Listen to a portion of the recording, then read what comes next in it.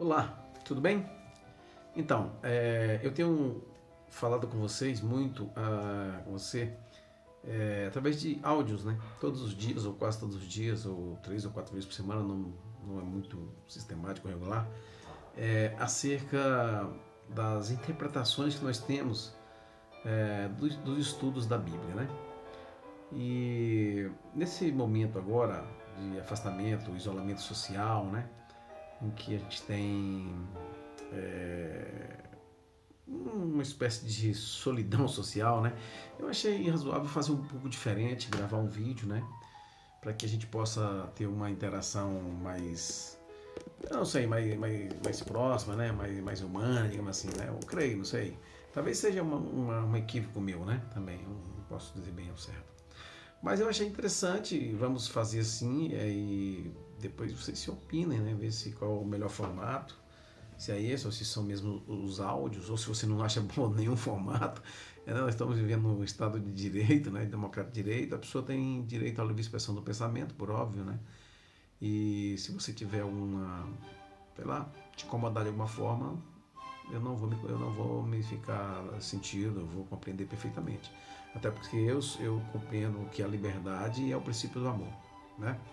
Então, o tema de hoje, que eu queria abordar, o tema bíblico, é a respeito da razão, né? Porque hoje se discute muito pensamento científico, método, várias linhas de pensamento, várias escolas, não é isso? Mas antes eu queria citar o que eu venho citando sempre, que é o que está em Isaías, no capítulo 8, versículo 20, que diz: a lei é o testemunho. Se eles não falarem desta forma, jamais verão a alva.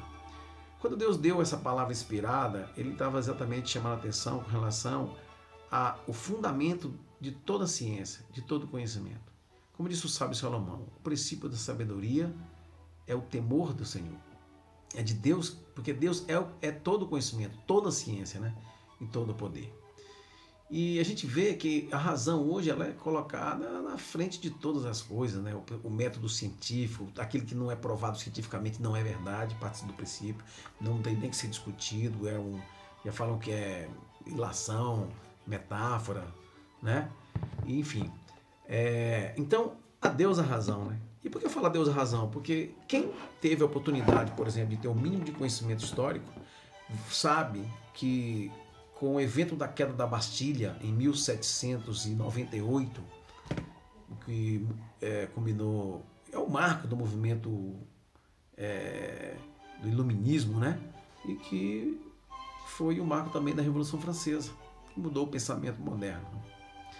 Mas antes de a gente discorrer mais um pouco sobre isso, se você puder, leia os textos que eu vou passar para você agora, que eu vou sugerir, né? Que é 2 Coríntios, capítulo 10, versículos 5 a 6. E Provérbios, capítulo 1, 7 e capítulo 9, 10. Você vai ver que esses textos eles falam a respeito da obediência a Cristo em nossos pensamentos. E por que eles são importantes? E por que o temor do Senhor é o princípio da sabedoria? Você pode já pensar a respeito disso? São pensamentos profundos, né? E são linhas de pensamento, não? Linhas de pensamento. Só que não testado pelo método científico, obviamente. Porque Deus não se pode medir. Né? Deus não se pode medir. Ninguém conhece a Deus. Né? Ninguém compreende a Deus, na verdade. Porque é fora da nossa capacidade. Né? Mas eu arrisco dizer que essas afirmações de Deus é pelo fato de que os pensamentos submissos nos levam à prática da obediência. Eu cito a questão, por exemplo, a minha experiência, como eu fui criado, né? Sou filho de uma família que tinham 12 irmãos, né? Eram 12 irmãos, e meu pai nos deu uma disciplina muito rígida. Isso incutiu na nossa cabeça um certo temor do pai. Não tínhamos medo do pai, nem queríamos mal para o pai. A gente tinha um temor, e esse temor levava ao respeito, e o respeito à disciplina, a conduta correta que ele determinava para a gente. É nesse sentido, eu creio que Deus também fala que o temor do Senhor é o princípio da sabedoria. Porque o temor do Senhor vai levar você a ter atitudes e condutas que estejam de acordo com a vontade de Deus. Né? Deus nos deu a capacidade de pensar e raciocinar. Todavia, a atividade humana, toda ela, e todo argumento teológico supõe nossa capacidade de pensar e tirar conclusões. Não apoiamos eu não apoio de forma alguma uma fé irracional, né? Entretanto, como consequência do iluminismo do século XVIII, que eu me referi agora há pouco, a razão assumiu uma função nova e dominante, especialmente no mundo ocidental, que vai muito além da nossa capacidade de pensar e chegar a conclusões corretas. Em contraste com a ideia de que a base do nosso conhecimento é a experiência sensorial, outra visão considera a razão a principal fonte de conhecimento. Mas essa visão, chamada de racionalismo, é a ideia de que a verdade não é sensorial, mas intelectual, e deriva da razão, ou seja, certas verdades existem e somente a razão pode compreendê-la diretamente. Isso faz da razão o teste e a norma da verdade. A razão se torna a nova autoridade diante do qual tudo mais que tinha que se curvar. Todo conhecimento tem que se curvar. Inclusive a autoridade, por exemplo, da igreja. E mais dramaticamente, até mesmo a autoridade da Bíblia, como a palavra de Deus. Tudo o que não era evidente para a razão foi descartado e teve a sua legitimidade questionada. Esta atitude afetou muitas partes da Escritura. Todos os milagres e as ações sobrenaturais de Deus, como por exemplo a ressurreição de Cristo, o nascimento virginal, seu nascimento virginal, a criação em 6 dias literais, para citar apenas alguns, não foram mais considerados verdadeiros e confiáveis a partir desse movimento. Nós temos que nos lembrar de que mesmo o poder do raciocínio foi afetado pelo pecado e precisa ser colocado sob a égide de Cristo. O ser humano foi obscurecido em sua compreensão e alienado de Deus. Precisamos ser iluminados pela palavra de Deus. Além disso, o fato de que Deus é o Criador indica que a nossa razão não foi criada como algo que funciona de modo independente. Até a nossa razão não funciona de forma independente, até porque Deus planejou a razão. Deus arquitetou a razão, construiu a razão. Em vez disso, o temor do Senhor é o princípio da sabedoria. E não sou eu que estou dizendo isso, e não foi nenhum cientista, nem foi nenhum homem, foi Deus mesmo. Isso está lá em Provérbios, capítulo 9, versículo 10 e 17. 7, perdão. Somente quando nós aceitamos a nossa revelação de Deus, quando aceitamos a revelação de Deus, corporificada em sua palavra escrita como suprema em nossa vida, e estamos dispostos a seguir o que está escrito na Bíblia, então aí podemos raciocinar corretamente. Qualquer raciocínio fora disso é deturpado, ele carece de fulcro, de suporte. Fato curioso, o presidente americano Thomas Jefferson, de 1743 a 1826, fez a sua própria versão do Novo Testamento, excluindo o que, em sua opinião, era contrário à razão. Qual foi o resultado? Todos os milagres de Jesus, por exemplo, foram excluídos, incluindo a sua ressurreição. E com isso nos ensina sobre os limites da razão para a compreensão da verdade. Muita coisa. A Bíblia revela a verdade de maneira tão simples e se adapta tanto à necessidade e os anseios do coração humano que, ao mesmo tempo que deixa os mais inteligentes surpresos e admirados, também capacita humildes e pessoas sem estudo a discernir o caminho para a salvação. Apesar disso, essas verdades apresentadas de maneira simples se relacionam com um assunto tão elevado e de alcance tão vasto, tão infinitamente além da capacidade da compreensão humana, que podemos aceitá-las somente porque foi o próprio Deus quem a declarou, porque nenhum método, nenhum sistema, nenhuma forma humana vai poder explicar, justificar. esses mistérios e esses conhecimentos. É assim que o plano de redenção é posto diante de nós, para que todos possamos ver os passos que devem ser dados em arrependimento para com Deus e fé para com nosso Senhor Jesus Cristo, para que possamos ser salvos pela maneira indicada por Deus. Sobre essas verdades são tão facilmente compreendidas, enquanto mistérios que são o esconderijo da glória de Deus.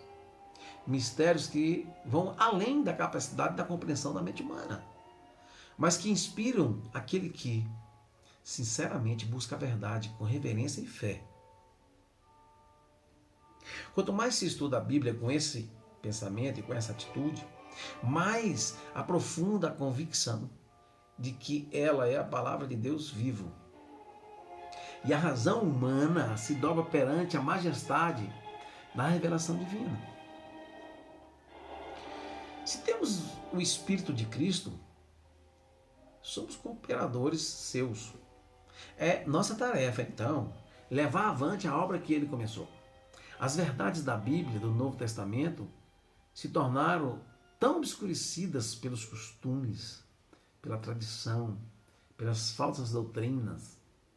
Os ensinamentos errôneos da teologia corrente têm feito milhares de céticos. Há erros e incoerências que muitos denunciam como sendo ensinos da Bíblia, mas que não passam, na realidade, de falsas interpretações das Escrituras. E por quê? Por falta de humildade. E querem interpretar do jeito, com sua forma, um raciocínio humano. Multidões têm sido levadas a nutrir um conceito errado de Deus. Como os judeus, por exemplo, influenciados pelos erros e tradições de seu tempo, mantinham falsos conceitos de Cristo.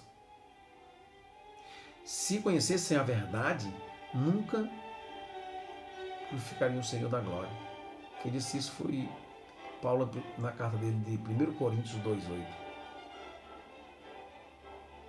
A nós é que compete revelar ao mundo o verdadeiro caráter de Deus.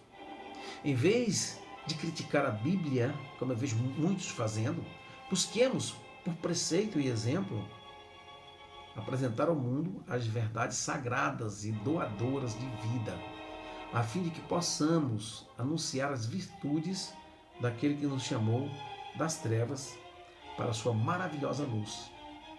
1 Pedro 2,9.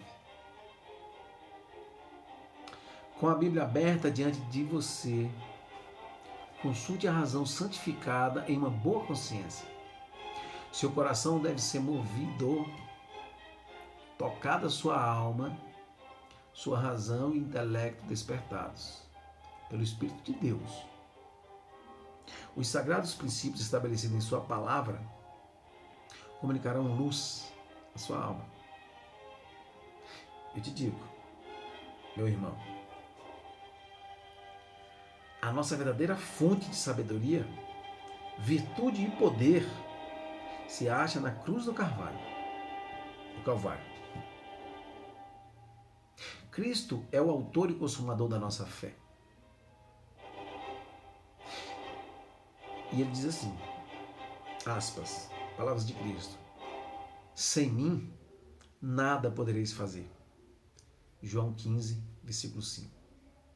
Jesus é a única e segura garantia para o sucesso intelectual e para o progresso.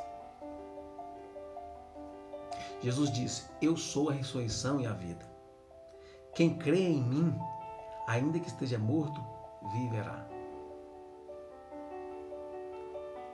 Que conhecimento, que amor, que profundidade de raciocínio.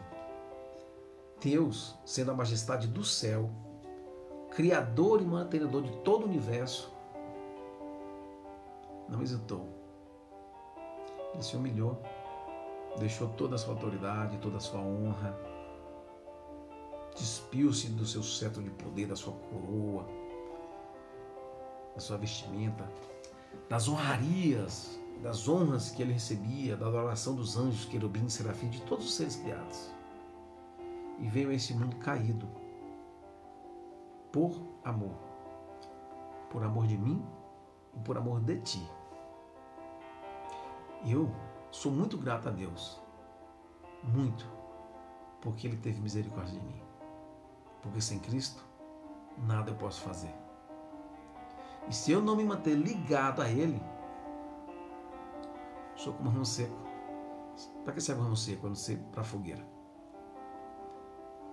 Meu irmão, eu, seu irmão Heron Feitosa, continuarei aqui, orando por mim e por ti. Espero sinceramente, do fundo do meu coração, que logo em breve nós nos podemos nos encontrar, não aqui neste mundo, não aqui nessa terra, mas nos ares. Eu encontrar com você, com meus queridos que já morreram, e com o nosso Senhor Jesus Cristo, Deus da glória. Desejo a você uma excelente quinta-feira, na paz de Deus. Amém.